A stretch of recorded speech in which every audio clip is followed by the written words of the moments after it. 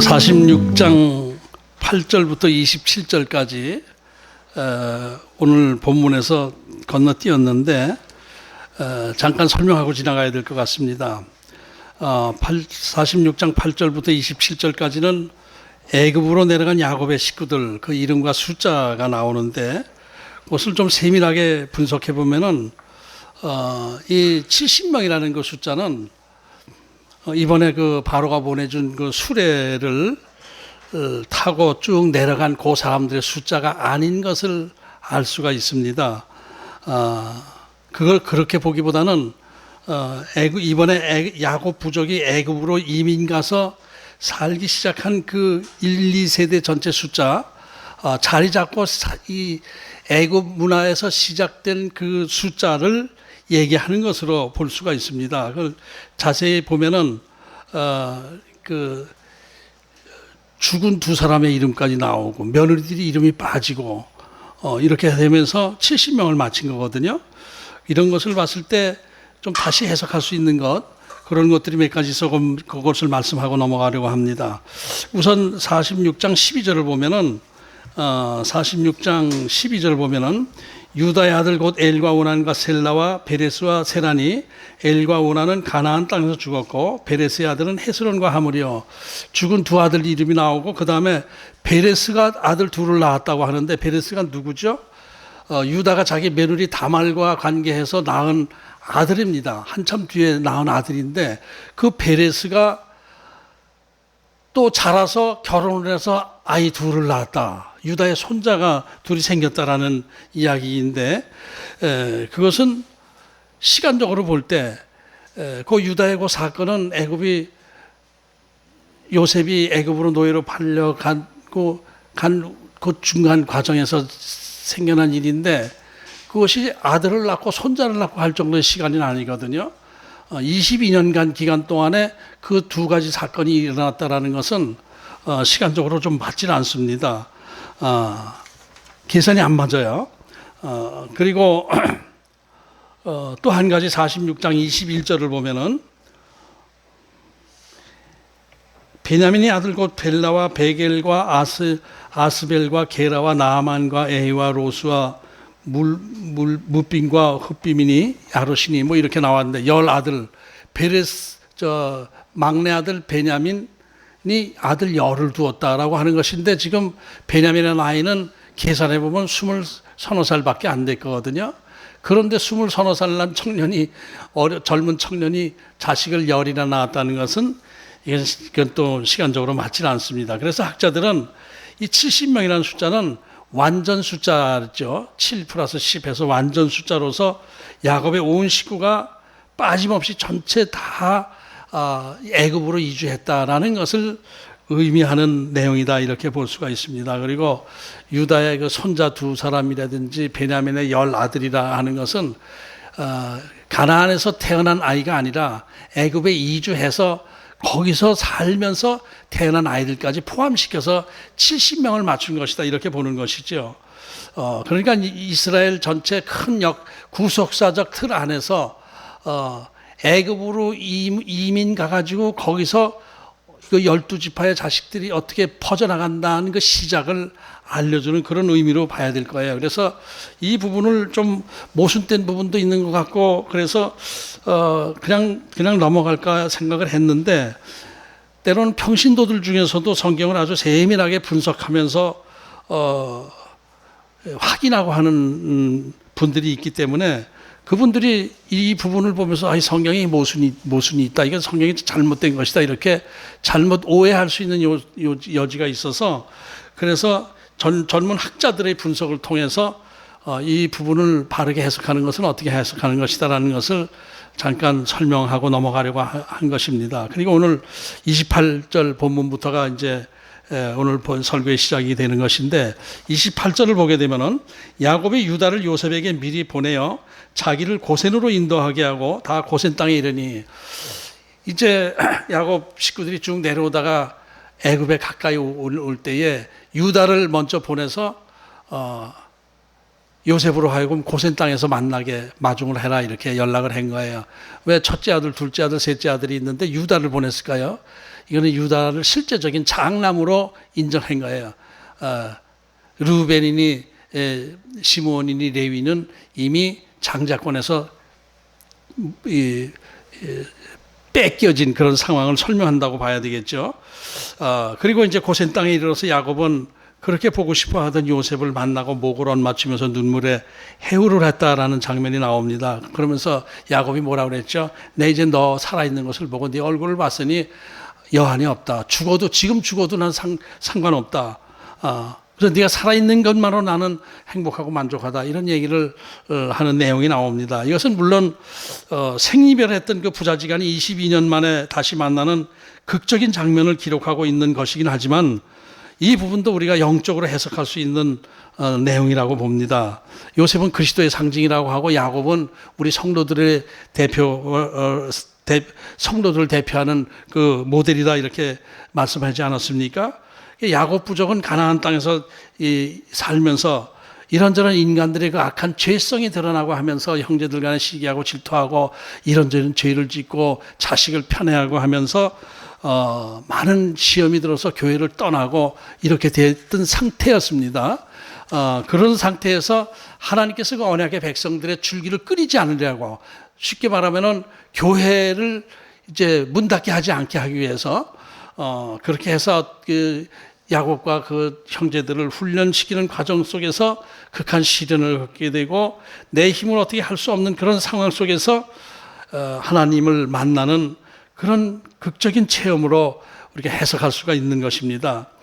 요셉의 형제들이 양식 구하러 애굽에 왔다 갔다 하면서 얼마나 황당한 일을 경험하게 됩니까? 그저 그 요셉의 형제들은 그저 먹고 사는 문제 해결하기 위해서 단순히 양식 구하러 이제 애굽에 내려갔는데 거기서 엉뚱하게 정탐꾼이라는 누명을 쓰게 되고 또 이상하게 그냥 얽히고 설키고 하면서 일이 꼬여지고 이렇게 되면서 어려운 상황이 계속된 거예요. 둘째 형 시몬이 옥에 갇히게 되고 또 베냐민을 데려오지 않으면 양식 안 준다 이렇게 얘기를 하고 이런 상황에서 아버지는 베냐민을 내놓지 않고 이런 상황 속에서 갈등하면서 또 인내하면서 하다 보니까 야곱 자신도 마음에 깨달음이 와지고 해서 하나님 앞에 맡기는 마음으로 베냐민을 내어주게 되고 또 그 요셉의 형들을 훈련하고 연단하는 과정 속에서 많은 그런 일 과정 속에서 형제들이 조금씩 자기들의 죄를 깨닫게 되고 회개하게 되고 하면서 변화되는 모습을 보여주게 된 거예요. 그것이 급기야는 어떻게 됐냐면 막내 베냐민을 노예로 삼는다, 안 보내준다, 노예로 삼겠다. 요셉이 이렇게 말할 때에 그 변화된 유다, 변화된 성도의 대표를 표현하는 것이죠. 표시하는 유다가 그 베냐민을 살려주십시오. 제가 대신 노예 노릇을 할 테니까 베냐민 대신 저를 노예로 삼아 주십시오. 베냐민이 여기서 노예가 되면 우리 아버지까지 돌아가십니다. 이렇게 되는 거 유명한 명연설을 하게 되고 신앙 고백을 한 과정 중에서 요셉이 자기 신분을 드러나게 된 것입니다. 이것이 요셉이 자기 신분을 드러냈다는 것은 회개하고 깨달은 우리들 성도들 앞에 예수님께서 말씀을 주시고 드러내 주신 것을 의미한다고 봐야 되는 것이죠. 진정으로 회개하고 나를 비우고 희생하는 마음으로 나를 비우고 주님을 바라볼 때에 예수님을 만날 수 있게 되는 것입니다. 그것이 진리입니다. 그것이 우리가 예수님을 만날 수 있는 것은 내가 무엇을 잔뜩 쥐고 있고 움켜쥐고 있고 내가 가지고 있는 그런 게 있을 때에는 예수님을 만날 수가 없어요. 다 내려놔야 돼요. 나는 아무것도 할 수 없습니다. 나는 정말 무능하기 짝이 없는 존재입니다. 오직 하나님께서 하실 수 있습니다. 이렇게 고백할 때에 하나님이 우리를 만나 주시는 것이죠. 그것이 하나님을 만나는 비법이에요. 아주 그 단순한 진리입니다. 내가 무엇을 움켜쥐고 있을 때 결코 예수님을 만날 수가 없어요. 나타나 보여주시지 않습니다. 숨어 계신 하나님이 되는 거예요. 그럼에도 불구하고 많은 성도들이 그저 빵 문제 해결하려고 그저 빵 문제, 빵 주세요, 떡 주세요 하면서 예수님을 찾고 구할 때에 예수님이 나타나 주시지 않으면 하나님이 계신다 안 계신다 이러면서 불평하면서 교회를 떠나기도 하지만은, 그러나 하나님의 선택하신 백성들은 그런 가운데 우리들을 훈련시켜 가면서 우리들을 마음을 비게 하고 회개하게 하고 하면서 주님께서 나타나 보여주신 것이죠. 숨어 계시던 하나님이 언제 나타나시냐? 우리가 마음을 다 비우고 내려놓고 주님께 모든 것을 의탁하게 될 때에 주님께서 우리를 만나 주신 것이죠. 내가 네 하나님이다. 내가 찾던 하나님이다. 네가 무엇을 원하는지 내가 그것을 최선의 길로 너의 삶을 이끌어 줄 것이다. 이런 말씀을 우리에게 주신 것이죠. 두려워 말라, 내가 네 하나님이다 라는 말씀은 내가 완전히 비울 때 나타나는 현상이라는 말입니다.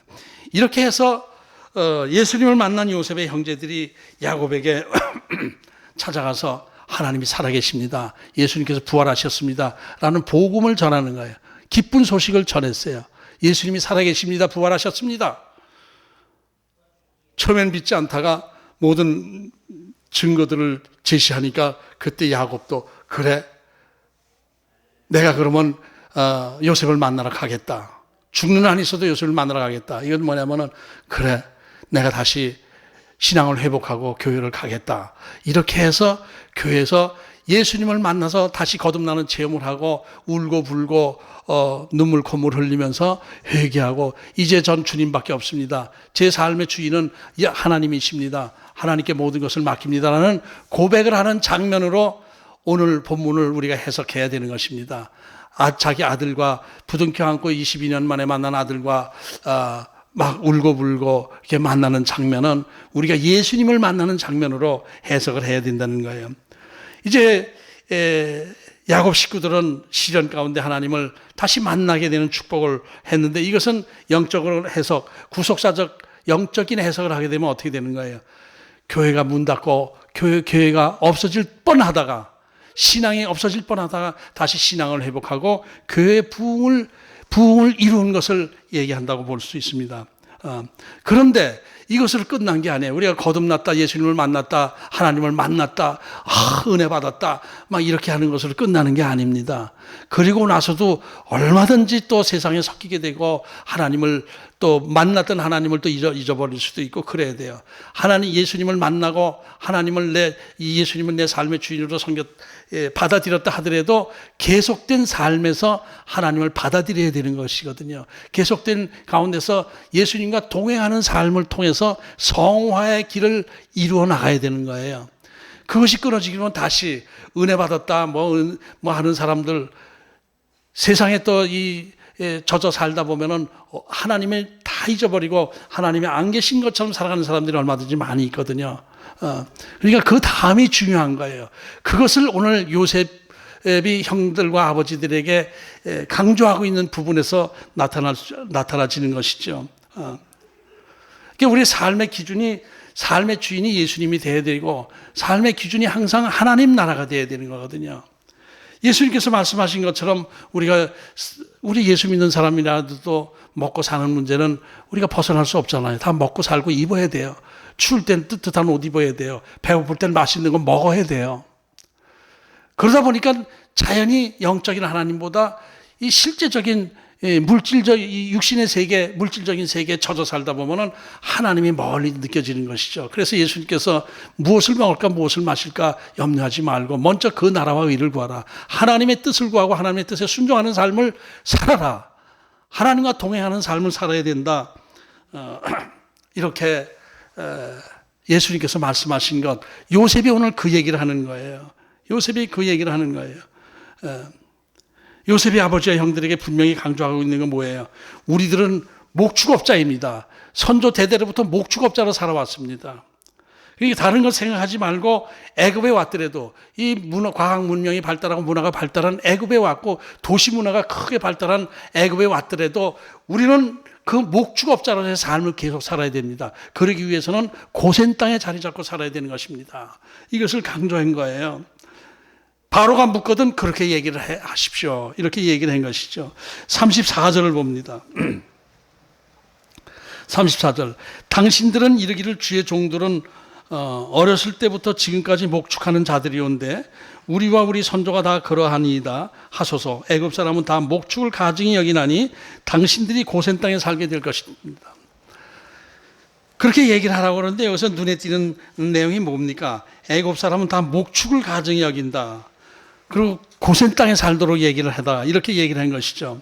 이 애굽 사람들은 목축업자들은 아주 비천한 사람들로 보고 있다는 그 얘기입니다. 그래서 목축을 하기 위해서는 고센 땅에 살아야 된다. 이렇게 얘기를 하고 있어요. 그런데 지금 전체 상황을 볼 때 바로는 지금 워낙 요셉을 신임하고 있고 또 요셉의 그 능력을 아주 의지하고 있기 때문에 요셉이 원하는 것을 무엇인지 해주려고 하는 마음을 갖고 있습니다.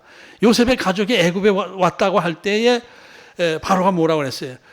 필요한 거 얼마든지 땅을 달라면 땅을 주고 뭐 관직을 달라면 관직을 줄 거고 뭐든지 다 줄 테니까 원하는 것을 얘기해라. 내가 다 해줄 수 있다. 이렇게 얘기를 했어요. 그러니까 지금 야곱의 식구들은 진짜 복권 당첨을 눈앞에 두고 있는 거예요. 원하는 거 다 해줄 수 있어요. 거기서 들판에서 양 키우면서 고생하고 할 것 없어요. 채색 옷 입고 관직 생활하게 해달라면 그렇게 해줄 수도 있고 애굽처럼 농사 짓기 좋은 그 환경이 어디 있습니까? 농사 지으면서 살 수 있고 넓은 땅 달라고 해서 농사 지으면서 살 수도 있고 무엇이든지 원하는 대로 할 수 있는 상황에서 요셉은 그런 거 절대로 바라보지 말고 오직 그냥 이 고센 땅에서 목축업 그대로 계속 하겠다. 이것을 얘기하라고 한 거예요. 당시 애굽엔 뭐 부족한 게 없는 나라 아니었습니까? 그런데 부족한 게 없는 것만큼 풍족하지만은 또 풍족한 게 뭐냐면은 우상이 풍족해요. 우상이 많아요. 거기 하여튼 뭐 개, 돼지, 뭐 뱀, 파리, 뭐 하여튼 다 우상이에요. 우상. 양들도 우상이고. 농경 문화가 발달한 민족들은 유목민들을 좀 천대하는 습성이 있습니다. 그런 것을 생각하면서 제가 떠오른 것이 있는데 백정에 대한 이야기가 생각났습니다. 여러분 백정의 유래를 여러분 아십니까? 백정이 뭐 하는 사람들이죠? 도축업자들. 우리나라 사람들이 우리 선조들이 아주 백정들은 굉장히 천민 중에 천민으로 상종도 안 하는 그런 종자들로 생각을 했었어요. 백정들은 평민 아이들에게도 존댓말 해야 돼요. 평민 아이들도 백정들에는 반말하도록 그런 환경 분위기가 돼 있었던 거예요. 그 시대에 살았는데 그 시대가 서도 안다고. 백정놈들로 상대하고 이런 애들도 다 그랬죠. 그랬죠. 그래서 욕할 때 그러잖아요. 이런 백장 같으니라고, 백장놈 같으니라고. 백장놈 같으니라 이게 백정입니다. 그래서 그렇게 돼 있었어요. 그런데 그 백정의 뿌리를 보면은 우리 민족이 아니고 다른 민족인 것을 역사에 기록이 돼 있어요. 이 고려 시대 북쪽에는 북쪽 그 거란족과 여진족이 서로 전쟁하고 막 그랬잖아요. 그렇게 됐어요. 근데 거란족은 이게 중앙아시아부터 이렇게 쭉 연결돼서 이 거란족들 중에서 눈 파란 사람들도 꽤 섞여 있었어요. 그런데 그 중에서 이제 여진족과 거란족이 막 전쟁하고 그러면서 고려 땅으로 피신해온 유목민족들이 있었는데 이게 달단족이라고 해요. 타르타르족이라고 기록이 돼 있어요. 역사적으로 종족이 우리 동양 이런 사람들에게 눈 파란 사람 이런 사람들이 많이 섞여 있는 서양 사람과 비슷한 모습을 가진 타르타르족, 달단족 북쪽 오랑캐라고 얘기를 했어요. 그래서 호종이라고 얘기했어요. 호종들. 오랑캐 호자거든요. 호종들이라고 얘기하고 달단족이라고 이렇게 기록이 되어 있고 그래요. 그래서 그 중에 이 서양 사람들의 피가 섞인 그런 유목민들이 이 고려로 넘어와서 고려에서 살아가는데 이 유목민들의 특징은 그래서 떠돌이 생활이 습관이 돼서 한 곳에 앉아서 정착해서 농사 짓고 그러질 못하는 그런 문화가 그렇게 돼 있어요. 떠돌이 생활을 하는 거예요. 그래서 이 달단족들이 이 고려로 넘어와 가지고도 자기네들끼리 사냥하면서 짐승 기르면서 그걸 잡아먹고 이렇게 하면서 자기네들끼리 모여서 살고 또 한 곳에 정착하지도 않고 이리저리 떠돌이 생활하면서 이 우리 민족들에게 굉장히 이렇게 무시당하고 천대받고 이렇게 하기 시작한 거예요. 고려 시대 때 이렇게 되고 그 2조로 넘어오고 하면서 그 사람들이 숫자가 많이 늘어나기 시작했잖아요. 근데 이 이방 종족들이지만 한국에 와서 나름대로 사는데 굉장히 천민 대접을 받고 있는 것, 이것이 이렇게 하지 말아야 되겠다 해서 세종대왕이 그들의 신분을 평민으로 높여주는 그런 것을 했어요. 그래서 농지를 분배해 주면서 떠돌이 생활하지 말고 농사 지으면서 여기서 편안히 살도록 해라. 평민이라고 불러줄게. 그 평민이라고 부르는 게 백정이거든요. 고려시대 때는 이 평민들을 백정이라고 불렀어요. 백정. 백정놈이라고 그러는 건 요새 우리가 천민으로 해서 욕이지만은 처음에는 백정이 욕이 아니고 평민으로 높여주는 이름이었어요. 그렇게 이제 앞으로 백정이라고 불러라. 천민이라고 부르지 말고 이렇게 했는데 백성들이 반발한 거예요. 저 쌍놈들을 우리 같이 평민들하고 백정이라고 같이 백정이라고 불러? 안 돼. 임금이 그렇게 하라고 그랬으니까 임금 말을 무시할 수는 없고 우리는 백정이라고 안 부르고 우리는 백성이라고 하자. 그래서 백성이라는 이름이 거기서 생긴 거예요. 그리고 그들은 백정이라는 이름으로 계속된 것이고 천민이 되고 욕이 되고 이렇게 된 것이죠. 그런데 무엇보다도 이 사람들이 스스로 자기들을 구별된 삶을 사는 거예요. 이 사람들이, 유목민들이 우리나라 농경문화에 섞여서 흡수되지 않고 자기네들끼리 사냥하면서 짐승 잡아먹고 이렇게 하면서. 근데 이제 고려 때에는 불교 문화가 있어서 살생을 잘 안 하고 고기도 잘 안 먹었다고 그러더라고요. 그러다가 이조로 넘어오면서 유교 문화로 바뀌면서 오히려 이제 고기들도 먹고 이렇게 됐는데, 이 고기들을 좋아하는 게 양반들이 고기를 먹고 이렇게 되고, 농촌에서는 소가 늙어서 이제 죽기 직전에 그냥 그 질긴 고기 그런 걸로만 이게 해 먹고 이렇게 됐었죠. 이런 것이 양반들이 고기를 잡아먹고, 근데 고기 사기가 쉬운 게 백정들한테 사면은 쉬우니까 백정에 사먹고 그러면 백정들이 부자가 됐어요. 아주 부자 백정들이 굉장히 많았었대요. 천민 대접을 받지만은, 그렇게 되니까 가난한 우리나라 백성들이 아유, 천민 대접을 받더라도 굶어 죽지 말자 그러고 이제 백정 노릇을 하고 그들과 흡수가 섞였어요. 막 섞여 돌아가면서 이제 흡수가 된 거죠. 그러나 그래도 이 사람들은 전쟁 나가게 되면 백정들부터 불렀대요. 싸움을, 몸이 건강하고 고기를 많이 먹으니까 몸이 건강하고 키가 180이 되고 이렇게 되고, 사냥할 때 호랑이 사냥은 백정들이 다 담당했대요. 호랑이가 옛날에 굉장히 많았잖아요. 근데 호랑이 사냥은 백정들이 아주 도살해. 호랑이 사냥하는데 사냥은 잘하니까 이렇게 됐는데 나중에 섞여버리고 구한말 때 이제 천민 해방 운동하면서 법적으로 풀리고 차츰차츰 이제 그 백정 출신 하나가 의사가 되고 하면서 차츰차츰 풀리고 지금은 고기 장사 도살장에 있는 사람이라고 천민 대접은 안 받잖아요. 그렇게 된 그 유래가 있는데, 근데 이제 이 사람들은 유목민이라 한참 동안 따로 놀았지만은 결국 우리 민족하고 섞여 돌아가기 시작하면서 이제 흡수되고 말았죠. 이렇게 된 거예요. 이 생각이 나는 거예요. 이 야곱 부족도 오래전부터 유목민 생활을 했어요. 그래서 그 당시에도 유목민을 그렇게 높여 보이지는 않았어요. 가나안 땅에도 유목민은 이리 쫓기고 저리 쫓기고 하면서 그러고 살아왔던 거예요. 부자, 돈은 많이 있었지만은. 근데 애국같이 농경 문화가 발달하는 데에서는 유목민들을 굉장히 이렇게 천대하는 그런 면이 있었어요. 그러나 그것을 요셉이 강조한 것은 왜 그랬을까요? 애굽 족속들과 애굽 그 민족들과 섞이는 것을 절대로 금지한 거예요. 애굽 족속들과 섞이게 되면은, 농경 문화에 섞이게 되게 되면은 하나님을 떠나게 되는 거예요.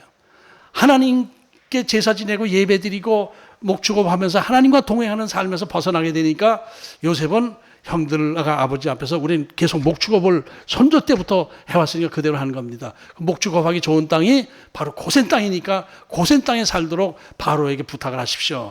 이렇게 얘기한 거예요. 고센 땅이 어디냐?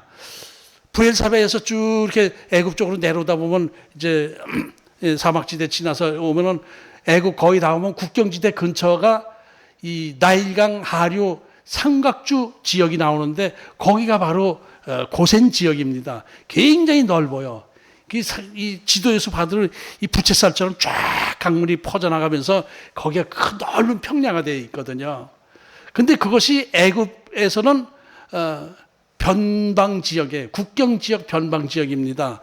그래서 그 국경 지역이라 별로 그렇게 좋아하진 않아요. 고센 지역을. 애굽 귀족들은, 애굽 사람들은. 그러니까 구별된 삶을 살긴 딱 좋은 것이죠. 애굽 그 발달한 우상 문화에 젖어들기 시작하면은 금세 하나님 잊어버리고 그들 문화에 섞이게 되니까 이 요셉이 그것을 못하게 한 것이죠.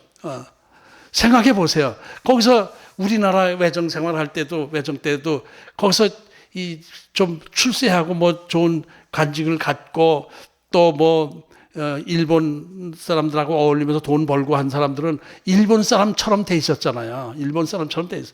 가난하고 힘든 사람들만 일본하고 대적을 하고 독립투사들이 이렇게 됐지. 거기서 잘 먹고 잘 사는 사람들은 거의 다 그 관직 생활하고 그 도시 문화, 일본 문화에 젖어 있는 사람들은 일본화 거의 다 돼 있었어요. 3.1 운동할 때 33인 중에서도 절반 정도가 다 일본 편에 섞이고 말았어요. 이렇게 되니까 그렇게 되면 안 되는 것이죠. 그렇게 되면 교회가 소멸되고 마는 거예요. 하나님의 언약 백성으로서의 그 자격이 끝나고 마는 거예요. 그러니까 요셉이 그렇게 강조한 것이죠. 우리는 목축업을 계속해야 되고 천하게 여기는, 애굽 사람들이 천하게 여기는 목축업을 계속해야 되고, 애굽 사람들이 별로 좋아하지 않는 땅, 고센 땅에서 우리가 살면은 목축하기는 가장 좋은 자리니까 그렇게 하도록 하십시다. 이렇게 된 거예요.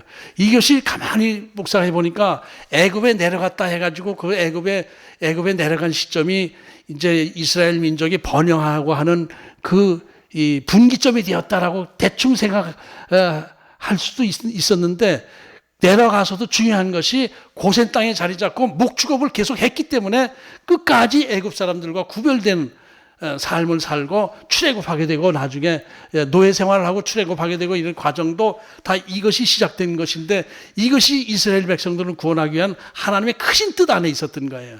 이것을 요셉을 통해서 했다는 것이 참 신비스러운 것입니다. 그러니까 요셉은 구원자, 예수 그리스도를 상징한다는 건 여기서 나타나는 거예요. 자기를 희생시키면서 이스라엘 백성들을 구원한 사명을 감당한 것, 이렇게 볼 수가 있는 것이죠. 그러니까 요셉이 그렇게 결단함으로 해가지고 이스라엘 백성들이 하나님을 잊어버리지 않고 하나님 앞에 예배하면서 400년간을 살다가 결국은 출애굽하게 된 그 과정을 우리가 볼 수 있습니다. 그러니까 지금 우리들의 신앙이 어떻습니까? 우리들의 신앙의 모습을 보면은 아직도 이 세속 문화에 젖어가지고 예수 믿는 사람인지 교회에서 예배 드릴 땐 거룩하게 기도하고 찬양하고 예배 드려요. 근데 세상에 딱 교회 문 나서게 되면 완전히 세상 사람이 되는 거예요. 완전히 세상 사람이 되는 거예요. 제가 오래전에 교회 나갈 때 딱 거룩하게 예배 드리고 딱 찬양하고 딱 나가서 교회에서 딱 벗어나서 골목길 하나 딱 벗어나면은 이렇게 해서 담배 피는 사람을 제가 이렇게 여러 번 봤어요. 세상에 나가면 세상 사람이 되는 거예요. 교회에서는 교인이 돼. 이러다 보면은 이것이 교인인지 하나님의 백성인지 세상 백성인지 구별이 안 가잖아요. 이런 면이 우리가 조심해야 되는 거예요. 우리가 신앙생활을 한다고 하면서 구별된 삶을 살아야 되거든요. 세상 사람들과는 구별된 삶을 살아야 돼요. 말과 행실에서도 구별된 삶을 살아야 되는 거예요. 지금 교회가 세상 사람들부터 인정받지 못하고 자꾸 비난의 대상이 되고 있는 것, 이것이 다 우리들의 삶의 자세가 거룩하지 못하고 구별된 삶을 살지 못하기 때문에 그런 것, 이런 것들을 다시 우리가 한번 회개하는 시간이 되어야 될 줄로 압니다. 우리 그리스도인들은 또 한 가지 생각할 수 있는 건 고센 땅에서 사는 것. 우리 그리스도인들은 우리 하나님의 백성들이지만은 하나님께서 우리를 이 세상에 보내셔서 하나님의 사명을 감당하게 하셨지만은 우리가 이 땅에 잠깐 100년 안짝에 살다가 갈 곳이 어디지? 가나안입니다. 가나안으로 가야 돼요. 빨리 가야 돼요. 언젠가는 가야 되는 거예요. 여기 젖으면 안 되는 거예요. 이 세상 문화에 우리가 자꾸 젖어 들어가면 안 되는 거예요. 하나님께서 부르시면은 언제든지 가나안 땅으로 가야 되는 거예요. 가나안 땅에 제일 가까운 곳이 고센 땅이거든요. 떠날 때 바로 갈 수 있는 거예요. 저 아래 이제 이 나일강 상갑주 지역이 이렇게 있으면 고센 땅이 있으면은 애굽의 그 중심 문화는 지금 카이로 지역입니다. 부채살 시작되는 부분, 고센은 부채살 끝부분 바다에 하류 바다 가까운 곳이지만은 이 쭉 더 남쪽으로 아프리카 남쪽으로 내려가다 보면은 부채살이 시작되는 부분 거기가 카이로 지금 카이로입니다. 거기에 카이로에 저기 그 피라미드도 있고 스핑크스도 있고 그 당시에도 거기가 핵심이었어요. 온이라고 그래서 온이 누구죠? 온이 어디죠? 요셉의 장인이 온의 제사장이었어요. 가장 큰 이 우상 숭배하는 제단이 있었고 거기 제사장이었어요. 예, 그러니까 애굽에서는 온의 제사장이 최고의 귀족입니다. 거기 한참 더 내려가야 되는 거예요. 그런데 고센 땅은 거기서 중심지에서 한참 북쪽으로 올라간 곳 국경지대에 있기 때문에 애굽의 중심에서 멀어진 사람들 이렇게 됐던 거예요. 이런 것을 보면은 우리 그리스도 하나님의 백성 하나님 나라의 대사관으로 우리가 와 있는 것이 대사관입니다. 우리 교회가 하나님 나라의 대사관이 우리 교회예요. 여러분들은 대사여 영사여 대사관 직원들입니다. 그렇게 해서 하나님 나라를 전파하는 것이 우리들의 사명인데, 근데 우리들이 대사라고 하면서 대사관 직원이라고 하면서 이 땅에 잠깐 문화에 섞여 들어가게 되면은 이 땅의 지시에 따르고 이 땅에 섞여 들어가 살게 되면은 어떻게 되는 거예요? 그것은 하늘나라 왕으로부터 뭐가지 잘리는 거예요. 미국 대사관이 한국에 있지만은 이 미국 대사관은 누구의 지배를 받습니까? 누구의 지시를 받습니까? 미국 대통령의 지시를 받는 거예요. 근데 한국에 사니까 나 한국에 사니까 한국 문화에 젖어 살 거야. 그러면서 한국 대통령 말만 들으려고 그러고 한국 법에 따르려고 이렇게 하게 되면은 미국 대통령으로부터 뭐가지 잘리게 되는 것이죠. 그런데 우리가 지금 어떻게 하는 거예요? 이 세상 문화에 돈 벌어야 되고 먹고 사는 문제 신경 쓰고 이렇게 하면서 하나님 나라의 지시를 받지 않는다면은 이것은 큰 잘못을 범하는 것이죠. 결국 쫓겨나는 것이죠. 구원 백성에서 벗어나게 되는 것이죠. 그런데 우리가 이제 살다 보면은 이 하나님의 백성들이 이 땅에서 세상적 축복을 받지 못하고 오히려 세상 사람들보다 더 힘든 삶을 살고 못 살게 되고 똑똑하지도 못하고 이런 면들이 좀 있어서 또 하나님께 구하기도 하죠. 우리도 하나님께 이 세상 먹을 것 입을 것을 위해서 구하지 않아야 되는 것은 아니에요. 그것이 우선순위에서 첫째 가면 안 되지만은 필요한 건 우리가 구해야죠. 그러나 우리의 본질은 하나님 나라 백성이에요. 가나안 나라 백성이에요. 그러니까 언젠가는 가나안으로 가야 되니까 가나안으로 가기 좋은 조건에서 구별된 삶을 살아가야 되는 것이죠. 하나님과 동행하면서 하나님께 예배하면서 살아야 되는 거예요. 그러니까 직장을 구하고 직업을 구하고 할 때도 예배드리기에 문제가 있는 것은 그 직장, 그 직업을 내려놔야 돼요. 목축업으로 바꿔야 돼요. 세상과 구별된 삶을 살아가는 원칙으로 정해야 되는 거예요. 그 신앙생활을 하기 위해서 좋은 직장 포기한 사람들이 얼마나 많습니까? 우리가 그런 삶을 살아야 되는 것이죠. 그런데 이제 그럼에도 불구하고 우리들이 이렇게 어려움을 겪게 되고 시련을 겪게 되고 재벌 총수가 기독교인은 없잖아요. 그건 왜 그래요? 그렇게 되면 구원의 백성이 떨어지니까. 우리들에게 하나님께서 이렇게 이런저런 시련을 겪으면서 어려움을 주면서 구별된 삶을 살게 하신 건 하나님의 축복입니다. 우리가 경제적으로 어렵지 못하는 것, 경제적으로 풍족하면 하나님을 떠나가게 될 가능성이 있으니까 하나님께서 막아주시고 그러는 거예요. 그러니까 우리가 이 세상 것에 자꾸 욕심을 내고 그것이 다 우리의 삶의 전부인 것처럼 자꾸 욕심을 내다 보면은 영적인 하나님과 자꾸 멀어지게 되는 것. 이것이 문제인 것입니다. 그래서 그런 면에서 볼 때 우리들에게 이렇게 어려움을 주시고 우리들에게 시련을 주신 것 하나님이 우리를 사랑하셔서 하나님의 백성으로서 우리를 이끌어 주시기 위해서 주신 축복이다 이렇게 받아들여야 되는 것입니다. 세상적으로 너무나 풍족하게 넘치게 축복을 받았다. 영적 상태는 메마르게 돼 있어요. 세상적으로 풍족하게 되면 영적 상태는 메마르게 되어 있어요. 스스로 우리들이 한번 생각해 볼 건 내가 과연 이 세상 것보다 영적인 세계를 사모하면서 하나님과 동행하면서 살고 있는가? 이 세상 문화에 젖어서 세상과 동행하면서 살고 있는가? 이것을 우리가 생각해 봐야 될 거예요. 이 시대 교회가 더 겸손해져야 됩니다. 더 낮아져야 돼요. 교회 시전 가운데서 오히려 하나님 앞에 엎드리고 하나님과 동행하고 예배 드리는데 최우선의 삶을 살 수 있는 기회로 바뀌어져야 될 줄로 압니다. 내 주위에도 많은 사람들 이렇게 보게 되면은 이런 상황 속에서, 어려운 상황 속에서 하나님께 더 예배하려고 더 가까이 나가는 사람이 있는가 하면은 서서히 하나님과 멀어지는 사람들이 구별이 되더라고요. 알곡과 가라지가 구별이 되고 있어요. 그래서 우리는 이제 야곱의 영적 후손 아닙니까?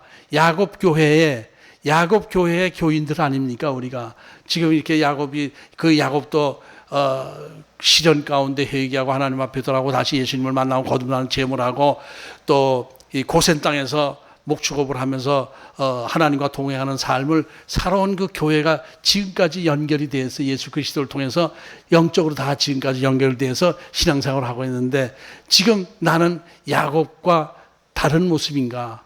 요셉을 만나고 예수 그리스도를 만나고 주님 앞에 바른 삶을 사는가? 이런 것들을 한번 생각해보는 시간이 됐으면 좋겠습니다.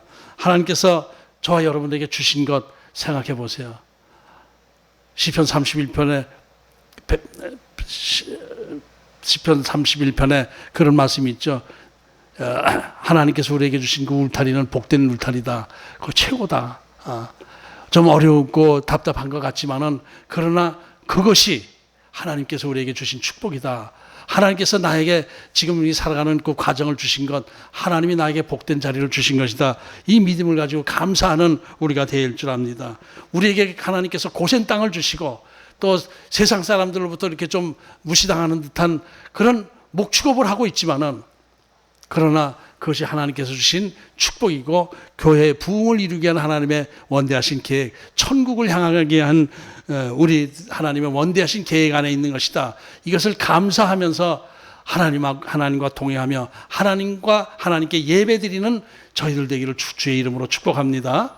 기도하겠습니다. 하나님.